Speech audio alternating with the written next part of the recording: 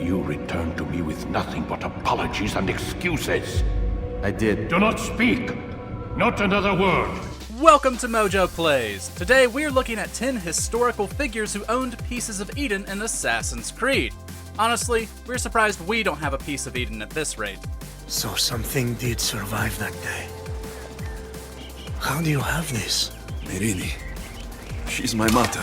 For this list, we'll be looking at famous people throughout history who owned one of these incredible artifacts in Ubisoft's series. Are you an expert in Assassin's Creed lore? Did you know about all of these? Share your AC love in the comments below. Before we begin, we publish new content all week long, so be sure to subscribe and ring the bell to get notified about our latest videos. Prince Albert.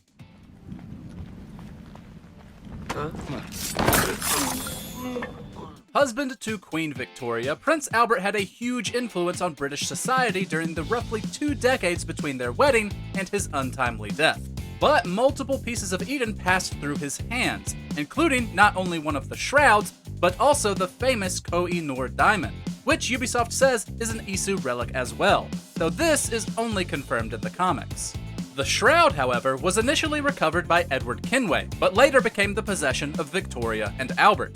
Mr. Aberline, please. The chamber underneath Buckingham Palace Evie and Jacob go to at the end of Syndicate was built by Albert to contain the shroud, and they actually left it there, leaving the modern assassins with no choice but to also break into the grounds of Buckingham Palace.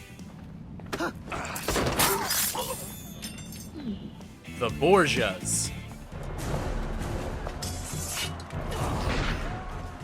I know you're there, Ezio! These controversial historical figures had 2 pieces of Eden at some point or another, and we spent 2 entire games going after them. Already possessing a staff during Assassin's Creed 2, the Templars in that game were preoccupied with recovering the apple, as both pieces were needed to open the vault underneath the Sistine Chapel. In fact, Rodrigo Borgia only decided to become the Pope so that he'd have better access. It's my destiny! Mine! I am the prophet! In Brotherhood, Cesare is the new main villain, but he's not able to wield the apple himself. He enlists Leonardo da Vinci in helping him to understand it, but Leonardo continually stalls. The pieces of Eden, in this case, didn't really help the Templars maintain control of Italia. You cannot kill me! No man can murder me!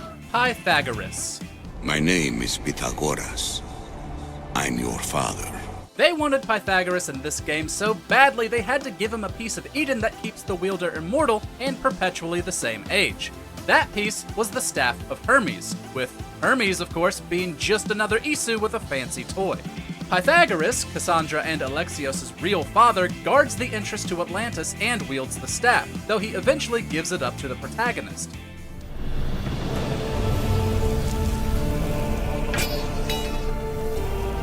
The staff remains with them for over 2,000 years, until they eventually also relinquish it, this time to Layla Hassan, though Basim is its current owner.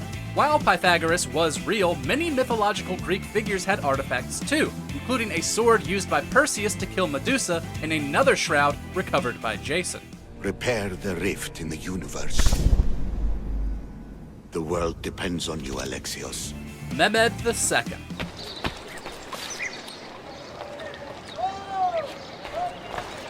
Also known as Mehmed the Conqueror, it was he who led the armies that captured Constantinople from the Byzantines in the 1450s, at just 21 years old.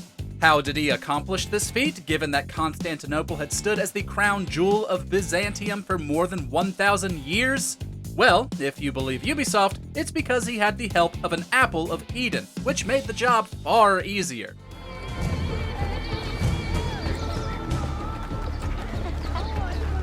Mehmed doesn't appear in any of the Assassin's Creed games, though he was the one who built Topkapi Palace, which Ezio visits many times throughout Assassin's Creed Revelations.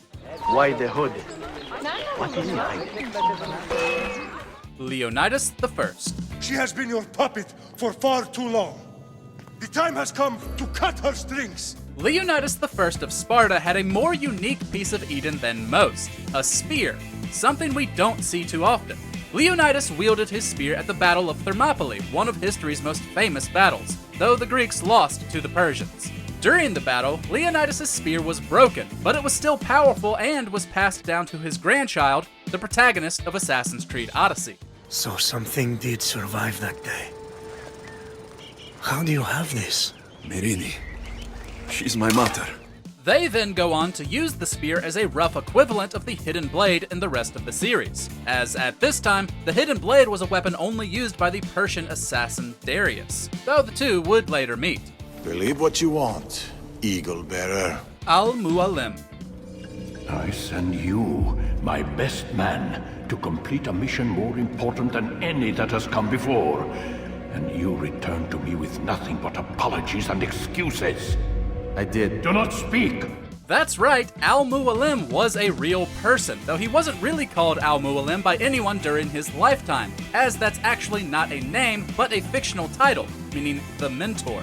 His name was Rashid al-Din Sinan, and he led the Syrian assassins from the village of Masyaf until his death in 1193. In the games, he famously serves as the secret main antagonist and true final boss. I've never been one to run. Never been one to listen either. Altair eventually defeats him and takes control of the Order of Assassins, called the Nizari state in real life. The Assassins did have a lasting impact on the Crusades and on wider culture, as the pejorative Crusader word for them, Hashashin, is where the term assassin comes from. Destroy the only thing capable of ending the Crusades and creating true peace? Never. Then I will. Alexander the Great. Incredible. I hope you will provide me with a similar sarcophagus. We never see Alexander the Great in the games, though his presence is felt very strongly throughout Origins. A decent chunk of the game follows Bayek and Aya as they search for his tomb, the location of which is still today unknown. They find it, of course, and this gives the Romans the opportunity to pillage it and steal one all-important artifact, a Staff of Eden. The stuff he is holding.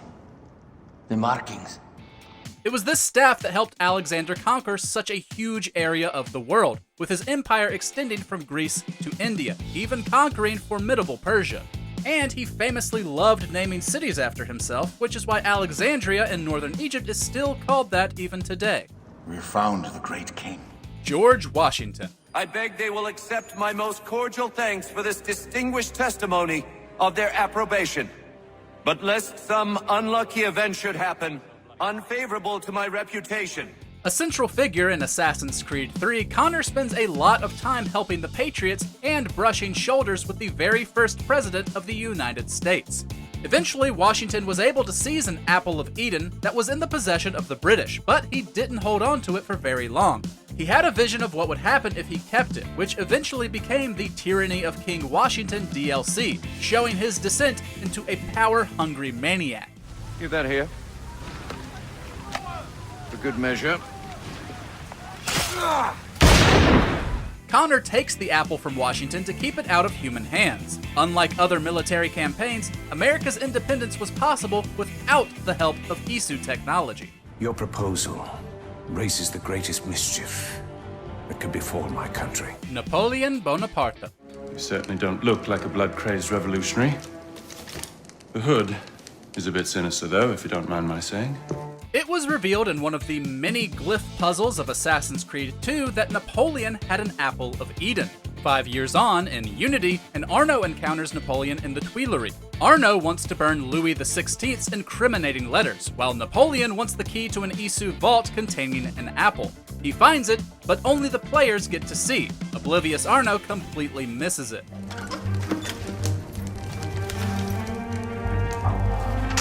Incredible. Find your prize. Cornucopia, yes. But he later goes after Napoleon in the Dead King's DLC, retrieving the apple and sending it to Egypt. But Napoleon famously invaded Egypt as well and stole, among many other real-life artifacts, the Apple of Eden. Not that it seemed to help him at Waterloo. The artifact inside the temple, I will bring them the illusion of hope. And I will lead us to glory. Jesus of Nazareth.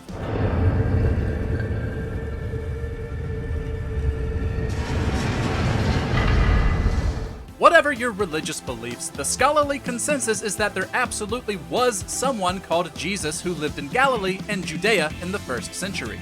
He existed in the world of Assassin's Creed too, and of course, he's got at least one piece of Eden to his name. How else would he have performed all those miracles? This was another shroud, and it's based on an object that also certainly exists, the Shroud of Turin, said to be the cloth Christ was wrapped in for his burial.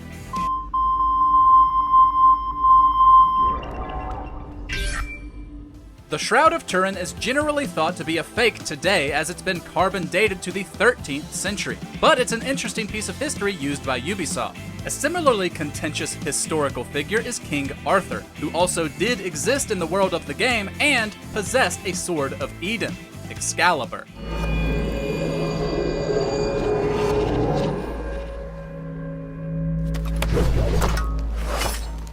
Thanks for watching. If you enjoyed the video, there's more where that came from.